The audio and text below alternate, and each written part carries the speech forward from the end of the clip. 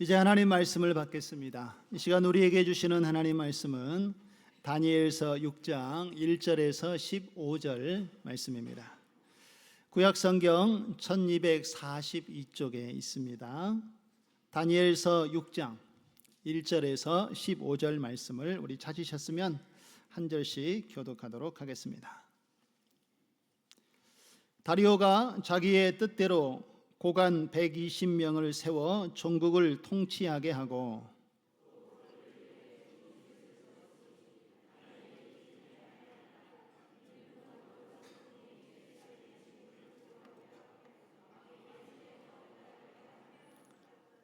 다니엘은 마음이 민첩하여 총리들과 고관들 위에 뛰어남으로 왕이 그를 세워 전국을 다스리게 하고자 한지라.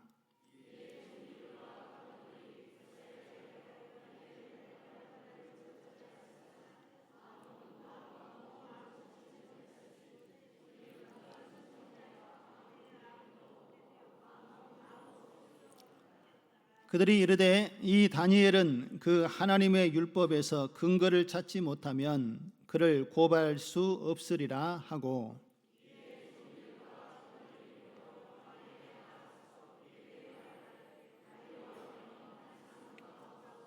나라의 모든 총리와 지사와 총독과 법관과 관원이 의논하고 왕에게 한 법률을 세우며 한 금령을 정하실 것을 구하나이다. 왕이여, 그것은 곧 이제부터 30일 동안에 누구든지 왕 외에 어떤 신에게나 사람에게 무엇을 구하면 사자굴에 던져 넣기로 한 것이니이다.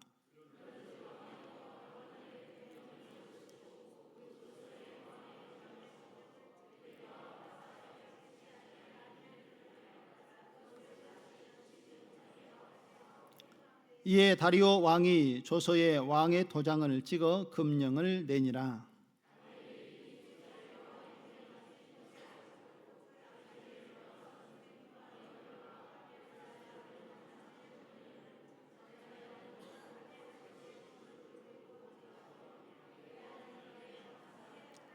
그 무리들이 모여서 다니엘이 자기 하나님 앞에 기도하며 간구하는 것을 발견하고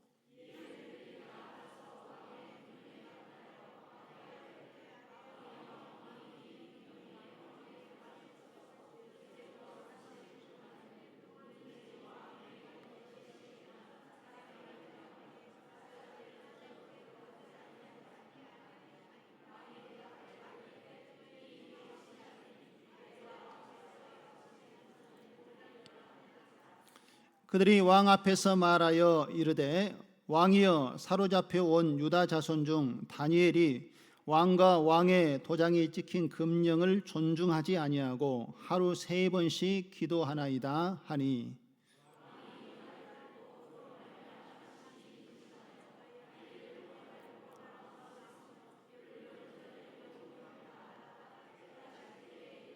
같이 읽겠습니다. 그 무리들이 모여 또 왕께 말하되 왕이여, 메대와 바사의 규례를 아시거니와 왕께서 세우신 금령과 법도는 고치지 못할 것이니이다 하니. 아멘. 할렐루야. 우리 좌우 앞뒤를 한번 인사 나누겠습니다. 기도를 멈추지 맙시다. 할렐루야. 우리 하나님께서 우리에게 소망을 주셨고 또 기도를 통해서 하나님과 만날 수 있는 축복의 통로를 우리에게 허락해 주신 줄로 믿습니다. 우리가 기도하며 하나님을 바라보면 우리 할렐루야 찬양대가 오늘 찬양했던 것처럼 주님이 우리의 삶을 변화시켜 주시고 또 하나님의 그 은혜 안에 거하도록 우리의 삶을 주께서 주장하시고 인도해 주실 줄로 믿습니다. 오늘도 하나님의 그 돌보심을 하나님 은혜 안에서 충만하게 경험하는 우리의 삶 되어지기를 주님의 이름으로 축원드립니다. 자, 오늘 본문 말씀은 우리가 아주 잘 알고 있는 말씀이죠. 다니엘이 사자굴에 던져진 사건을 이야기하고 있습니다. 하나님께서 사자굴에 던져진 다니엘을 그 사자들의 입을 봉하시는 가운데 지키시고 보호해 주셨습니다. 그리고 다니엘을 대적했던 사람들을 오히려 사자굴에 던져내어 그들을 죽게 함으로 하나님께서 다니엘을 지키시는 이야기를 보면 우리는 이 이야기의 스토리를 권선징악으로 생각하기도 합니다. 선한 것은 권장하고 악한 일은 하나님께서 징계하신다라고 우리가 이렇게 생각할 수도 있습니다. 하지만 오늘 본문의 진짜 중요한 핵심은 위기와 고난 속에도 다니엘이 어떻게 그 모든 것을 견디고 이겨낼 수 있었는가에 초점이 맞추어져 있습니다. 오늘은 본문의 말씀을 중심으로 다니엘이 위기를 겪었지만 그 위기를 어떻게 겪어내고 하나님께서 다니엘과 어떻게 함께 하셨는지 함께 살펴보면서 또 우리의 삶 가운데 적용하는 시간을 갖도록 하겠습니다. 다니엘은 바벨론의 포로로 끌려갔지요. 우리가 앞서도 살펴보았지만 나라가 하나님 말씀에 순종하지 못하고 이스라엘이 불순종하여 결국 바벨론에 의해서 하나님의 심판이 이루어졌습니다. 그래서 느부갓네살 왕에 의해서 이스라엘 백성들이 많이 포로로 잡혀갔는데 그 가운데 한 사람이 누구였습니까? 오늘 본문에 등장하는 다니엘이었습니다. 다니엘은 바벨론의 포로로 끌려갔지만 하나님의 은혜를 힘입고 이 바벨론 안에서도 인정받는 또 고위 관직에 오르는 하나님의 은혜를 입게 되었습니다. 느부갓네살 왕의 시대에 다니엘은 그가 느부갓네살 왕의 꿈을 해석해 준 이후에 이 느부갓네살이 데리고 있는 여러 관리들보다 가장 뛰어난 지혜로운 사람으로 인정을 받고 그 느부갓네살 아래서 이 바벨론을 통치하는 일을 감당을 했습니다. 그리고 바벨론 뒤를 이어서 벨사살이 왕이 되었는데 이 왕이 바벨론을 통치할 때에도 다니엘은 여전히 벨사살이 3명의 총리를 세웠는데 그 3명의 총리 중에 한 사람이 다니엘로 임명이 되었습니다. 그리고 나라를 통치하는 일에 역할을 감당을 했고요.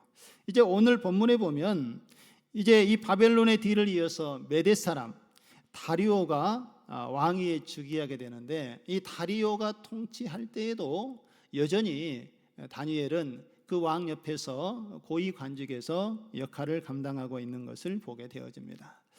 그런데 여러분, 나라가 바뀌어지고요, 정권이 바뀌어지면 가장 먼저 바뀌는 것이 무엇이라고 생각이 되십니까?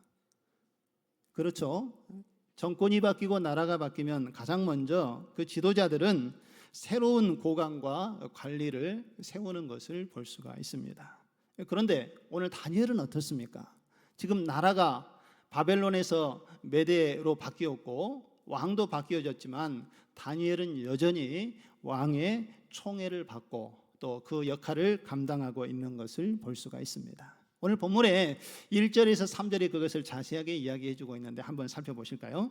1절 말씀해 보시면 다리오가 자기의 뜻대로 고관 120명을 세워 전국을 통치하게 하고 2절 같이 읽습니다. 또 그들 위에 총리 셋을 두었으니 다니엘이 그 중에 하나이라.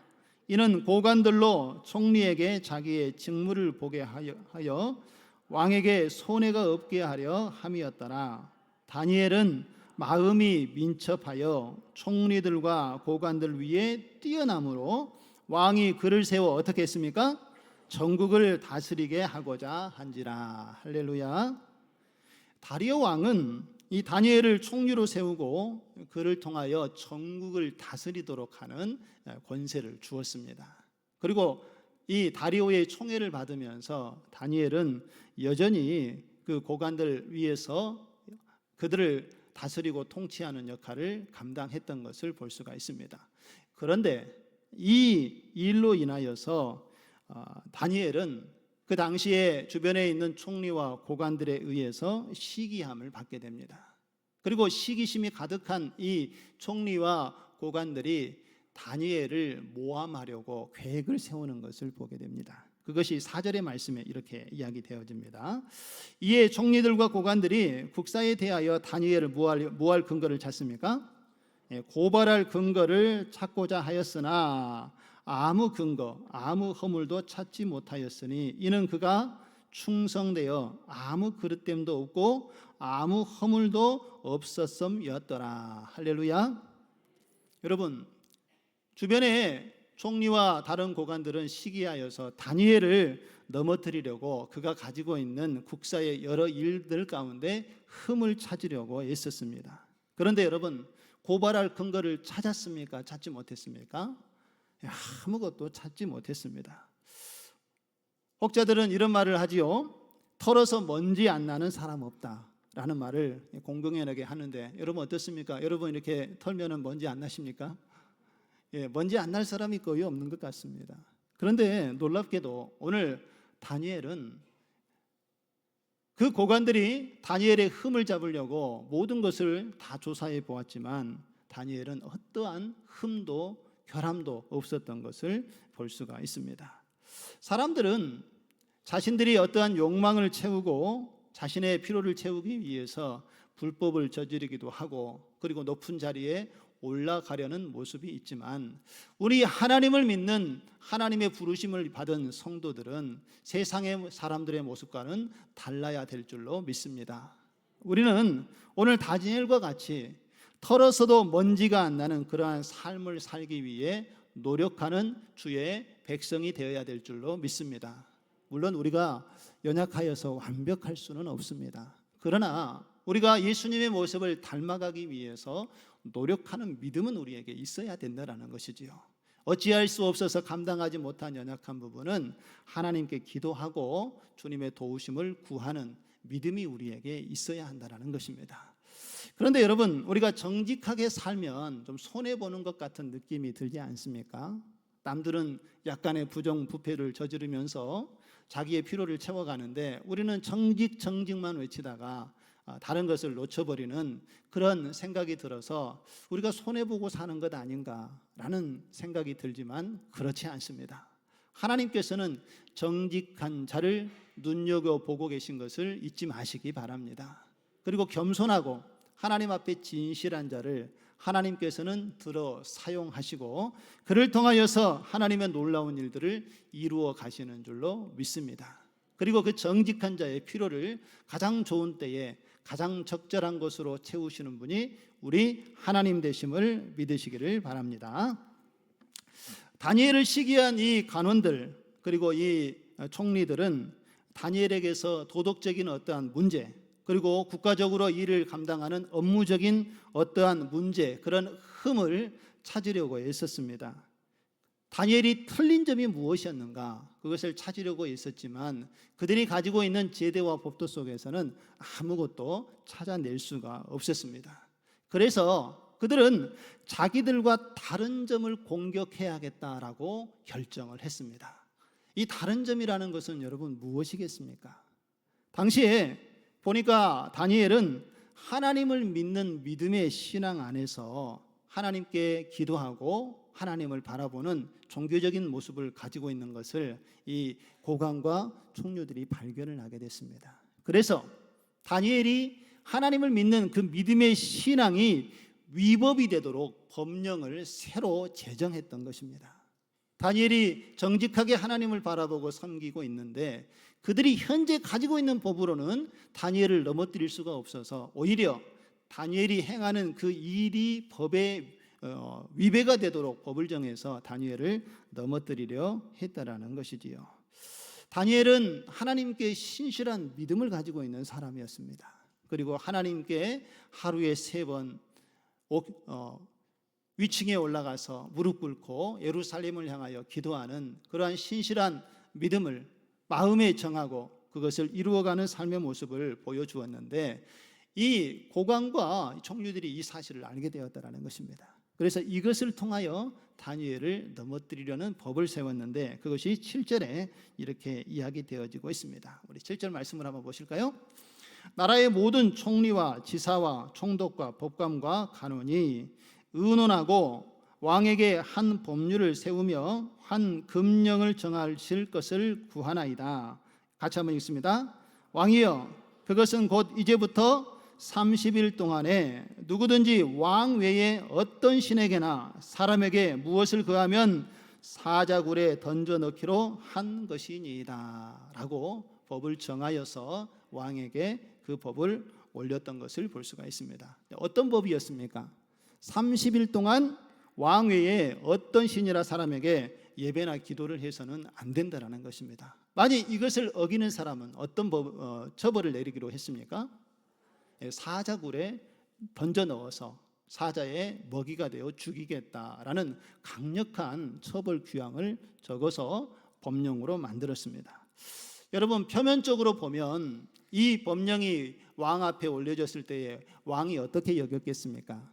왕을 위해서, 왕의 어떤 권위를 높이기 위해서 세운 법이라 왕이 생각했을 것입니다. 겉으로 보면은 왕을 섬기기 위한 법이지만 사실은 이 다니엘을 흠집을 내어 끌어내기 위한 의도를 가지고 고관들이 만들었던 법이었지요. 그러나 다리오 왕은 그들이 그러한 의도를 가지고 이 법을 만든지 알 수가 없었습니다.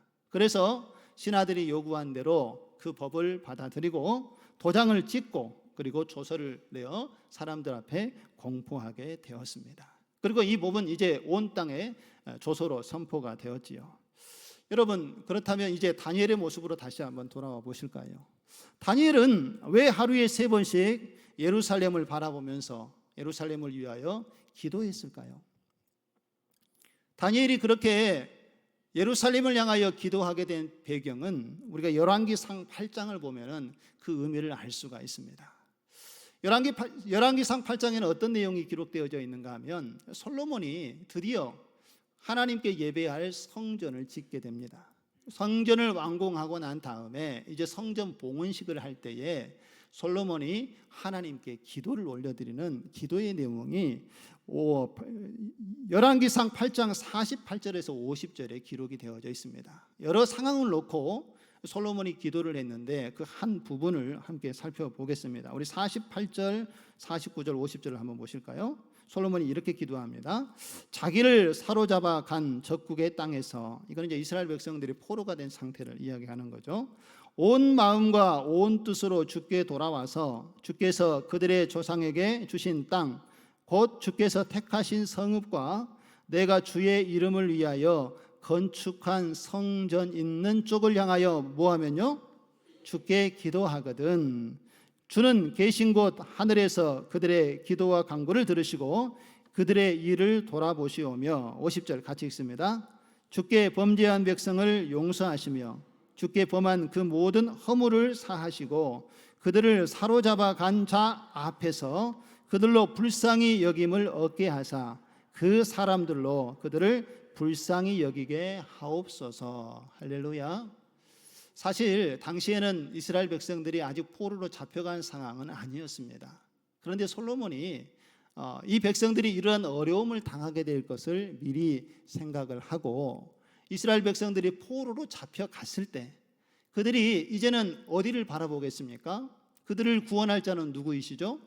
하나님밖에 없지요. 하나님의 임재하는 장소는 바로 예루살렘 성전이기 때문에 포로로 잡혀가서 그 백성들이 회복을 위해서 예루살렘을 향하여 기도할 때에 하나님께서 그들이 회개하고 용서를 구할 때에 그들을 용납하여 주시고 다시 회복해 달라는 간절한 기도가 오늘 이 솔로몬의 기도 속에 담겨 있는 것을 볼 수가 있습니다. 다니엘은 이미 이스라엘의 땅은 황폐되어졌고 전쟁에 저 참혹한 상태에 놓여 있고 성전은 회파되어져 있는 그러한 자신의 민족의 나라를 바라보면서 오늘 솔로몬이 기도했던 이 언약의 말씀을 붙잡고 바벨론에서 예루살렘을 향하여 하루에 3번씩 간절히 기도하고 있었던 것입니다. 무엇을 위해서 기도했겠습니까? 불순종하여 이방 나라의 포로로 잡혀와 있는 이 백성들이 다시 하나님의 은혜를 힘입고 다시 나라를 되찾고 하나님을 마음껏 예배하고 섬길 수 있는 민족이 되도록 다니엘이 소망을 품고 하나님께 기도했던 것입니다. 이것이 다니엘이 매일 하나님께 3번을 예루살렘을 향하여 기도하는 그의 소망과 목적을 드러내고 있었던 것입니다. 그런데 여러분, 다니엘의 환경을 한번 살펴보시기 바랍니다. 다니엘은 이미 바벨론의 포로로 잡혀온 상황이었지만 그는 왕의 아래서 높은 고위 관직을 가지고 있었고 그리고 이미 그 땅에서 권력과 또한 재력을 가지고 있었기 때문에 굳이 이스라엘로 돌아가지 않아도 풍족한 삶을 누릴 수 있는 그런 환경 가운데 놓여 있었습니다. 그러나 다니엘은 바벨론의 포로로 그렇게 많은 것을 누리며 살아가고 있었지만 그것이 중요한 것이 아니라 자신의 민족이 회복되어지기를 소망하는 마음을 잊지 않았다라는 것입니다. 그래서 민족의 회복을 위해서, 구원을 위해서 하나님께 간절히 기도했던 것입니다. 여러분, 우리의 상황과 형편을 한번 돌이켜 보시기 바랍니다. 우리는 어떻습니까? 지금 이 시대를 살아가는 우리는 하나님께 기도해야 될 때임을 잊지 마시기 바랍니다. 우리의 가정, 우리의 자녀들, 우리가 속해 있는 교회, 그리고 이 나라와 이 민족을 보면 절실히 믿는 자들의 기도가 필요하고 하나님의 은혜가 필요한 시대인 줄로 믿습니다. 우리가 하나님의 은혜를 누리고 이렇게 오늘 하나님께서 주신 아름다운 성전에서 마음껏 하나님을 예배할 수 있는 은혜를 누리고 있지만 사실은 우리도 다니엘과 같이 이 나라 이 민족을 바라보고 사랑하는 자녀들이 말씀 앞에 서지 못하고 세상에 방황하고 있는 그 자녀들을 품고 기도해야 하고 교회가 든든히 하나님의 뜻을 세워가는 일에 힘쓸 수 있는 교회가 되도록 정말 하나님께 절실히 기도해야 되는 그러한 환경에 놓여 있다는 것을 잊지 마시기 바랍니다. 여러분들은 언제 하나님께 기도하기로 작정을 하십니까? 하나님의 뜻을 이루어 가기 위해서 언제 내 삶을 드리기로 주님 앞에 마음의 결단을 하십니까? 우리 대부분의 성도들은 송구영신 예배를 드릴 때에 이런 결단을 많이 하지요. 새 기도 제목도 정하고 또 하나님의 뜻을 이루어 가기 위해서 지난 한 해를 돌이켜 보니까 약속한 거 다 이루지 못해서 올해에는 꼭 하나님의 뜻을 이루어가는 사람이 되어야겠다라고 이런 결심을 하게 됩니다. 그리고 어떤 특별한 계기가 있을 때에는 어려움이 있거나 또 하나님의 어떤 은혜를 입게 될 때 우리가 그것을 하려고 하나님께 다짐을 하고 결심을 하지요. 그런데 우리가 그런 결심과 다짐을 할 때에 이렇게 우리의 하나님께 나아가는 삶을 방해하는 세력이 반드시 있습니다. 사단은 우리가 하나님 앞에 그렇게 기도하며 뜻을 정하여 다니엘처럼 주님을 바라보는 것을 좋아하지 않기 때문입니다. 어떤 한 집사님이 새해에 이런 결심을 했습니다. 지금까지 집사로 임명을 받고 하나님의 일을 감당하는데 너무 하나님 일에 최선을 다하지 못한 것 같아서 이렇게 살면 안 되겠다. 송구영신 예배를 드리면서 하나님께서 결단하는 마음을 주어서 정말 하나님의 자녀답게 살아야겠다라고 결심을 했다고 합니다. 그리고 하루에 일찍 일어나서 30분을 하나님께 기도하고 이제는 하나님의 뜻을 묻고 살아가자 이렇게 결심을 하고 내일부터 기도하기로 마음의 작정을 했습니다. 그런데 그 작정을 하자마자 그날 회사에서 연락이 왔습니다. 내일 중요한 회의가 있으니까 일찍 출근을 하시오 라고 연락이 와서 회사에서 얼마나 중요한 일이기에 이렇게 퇴근한 상태에 있는 사람에게 전화를 했을까 해서 좀 염려도 되고 걱정이 돼서 내일 기도는 하루 미루고 출근을 먼저 잘하고 그 다음 날부터 기도해야겠다라 마음을 정했다고 합니다. 그런데 그 다음 날이 됐더니 또 예상치 못한 회의가 잡히고 바쁜 일들이 계속해서 생기게 되었다고 합니다. 그래서 작정한 기도를 하지 못하고 또 그 다음 날은 회사에 일이 너무 많다 보니까 피곤해서 늦잠을 자서 기도를 못하고 이러다 보니까 결국 일주일 동안 한 번도 기도를 못하고 말았다고 하는 이야기를 들었습니다. 여러분, 우리가 하나님의 일을 하려고 마음에 작정을 하고 주님 앞에 나아가면은요, 이 마귀는 분주한 일들을 우리에게 만들어내고 또 그것 때문에 하나님께 집중하지 못하도록 우리의 상황을 흔들어 놓을 때가 있는 것을 볼 수가 있습니다. 또 어떤 성도님은 이제 처음 예수님을 믿었는데 이런 신앙의 고백을 하고 상담을 한 적이 있습니다.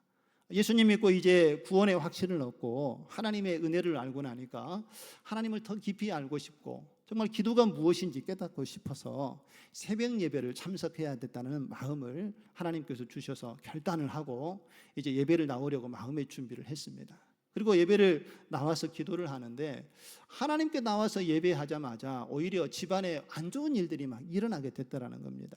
남편이 갑자기 운전하다가 교통사고를 당하고 안 아프던 아이들이 갑자기 몸이 아프기 시작하고 그러면서 세상 사람들이 말하는 그런 우환 같은 일들이 하나님을 예배하고 기도하는데 계속해서 일어나게 되니까 이것이 오히려 염려와 걱정이 되고 내가 지금 하는 것이 잘한 일인가 하면서 방향을 잘 못 잡겠다라고 그렇게 고민을 이야기하고 상담하는 성도가 있었습니다.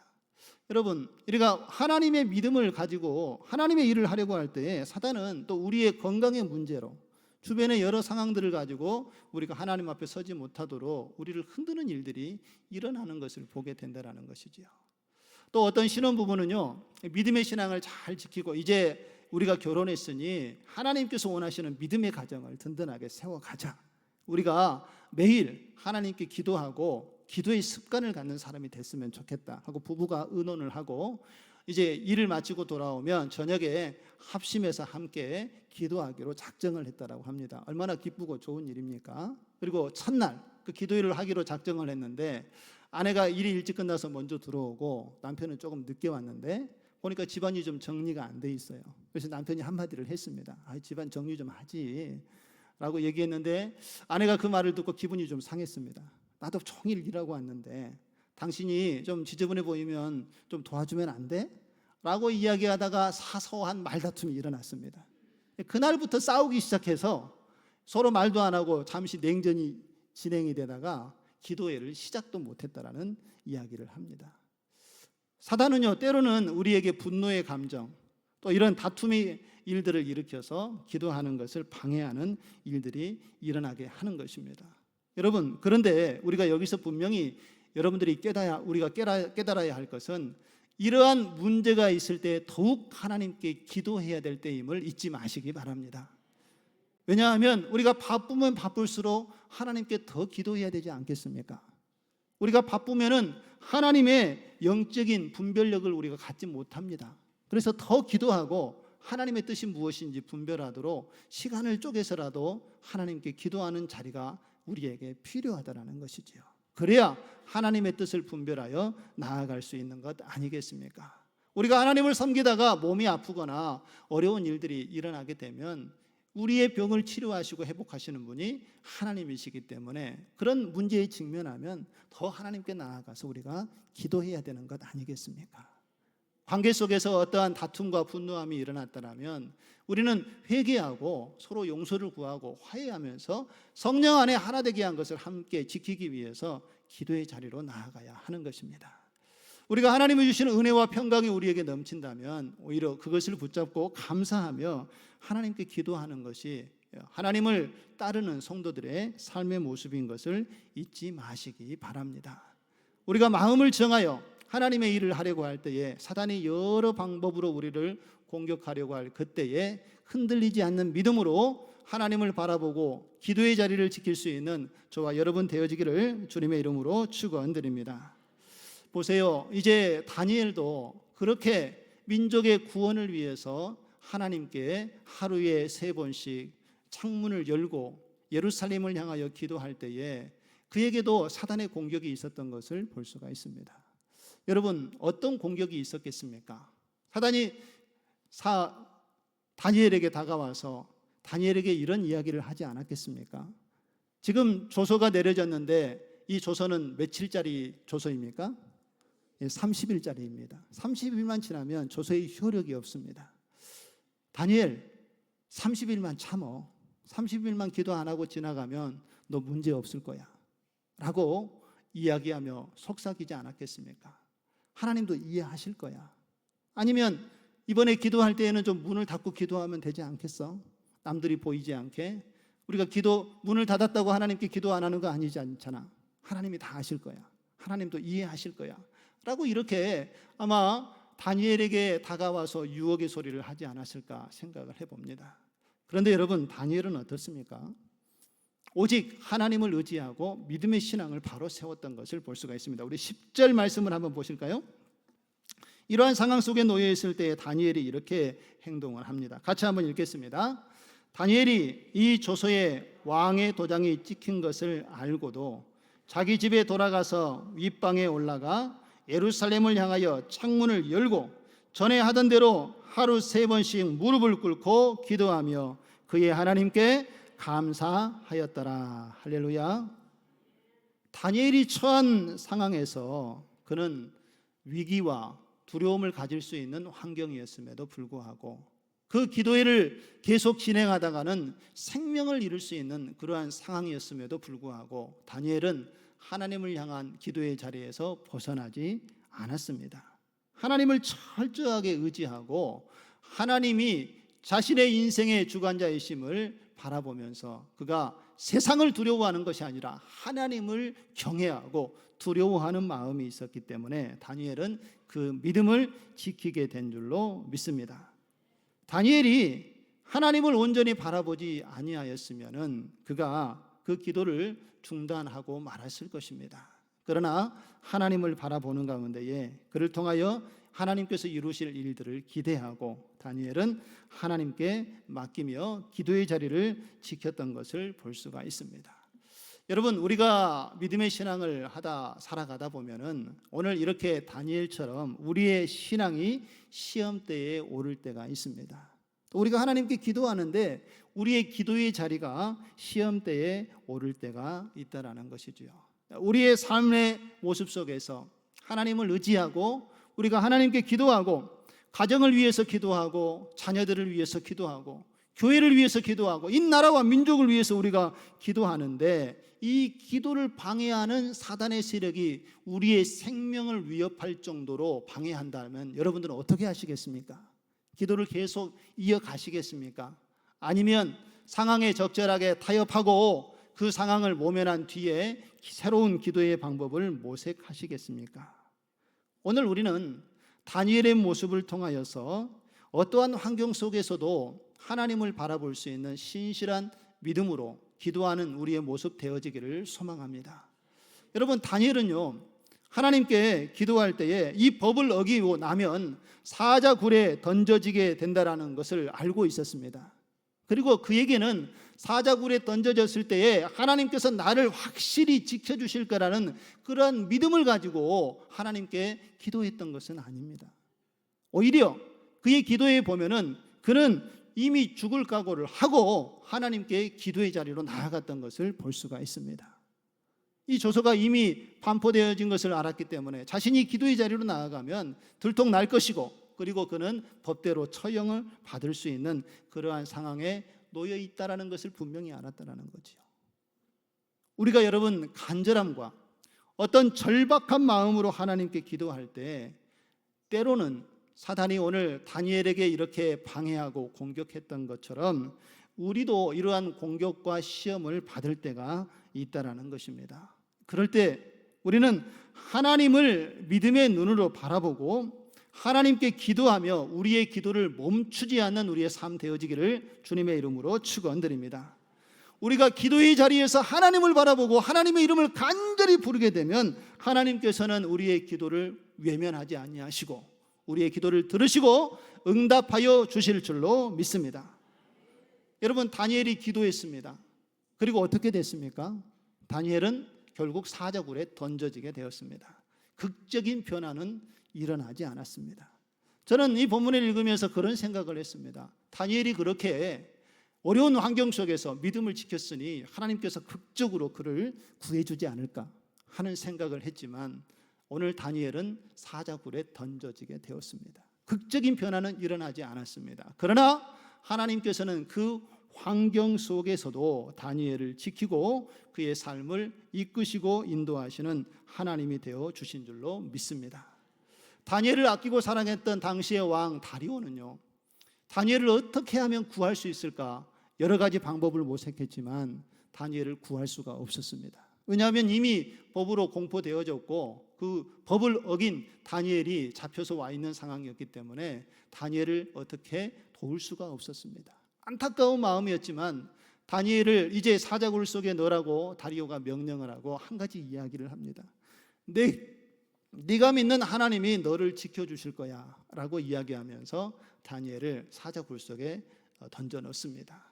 그리고 다리오는 엄청난 마음의 괴로움을 갖게 됩니다. 그리고 밤새 잠을 자지 못하고 그날 금식하고 다음 날을 기다렸습니다. 그리고 날이 새자마자 다니엘에게 찾아가서 다니엘의 생사를 확인을 했습니다. 여러분, 사자굴에 던져졌던 다니엘은 어떻게 되었습니까? 오늘 22절에 그 사자굴을 경험했던 다니엘이 이렇게 고백을 하고 있습니다. 우리 22절, 우리 다니엘의 마음을 가지고 함께 이렇게 고백을 했으면 좋겠습니다. 같이 한번 읽어보겠습니다. 나의 하나님이 이미 그의 천사를 보내어 사자들의 입을 봉하셨으므로 사자들이 나를 상하지 못하게 하였사오니 이는 나의 무죄함이 그 앞에 명백함이오며 또 왕이여 나는 왕에게도 해를 끼치지 아니하였나이다 하니라. 할렐루야.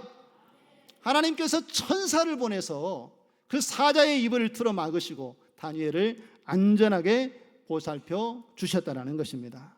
여러분, 이렇게 하나님께 기도의 자리로 나아가는 사람을 주님께서는 기억하시고 기적적으로 그의 삶을 하나님께서 이끄시고 보살펴 주시는 줄로 믿습니다.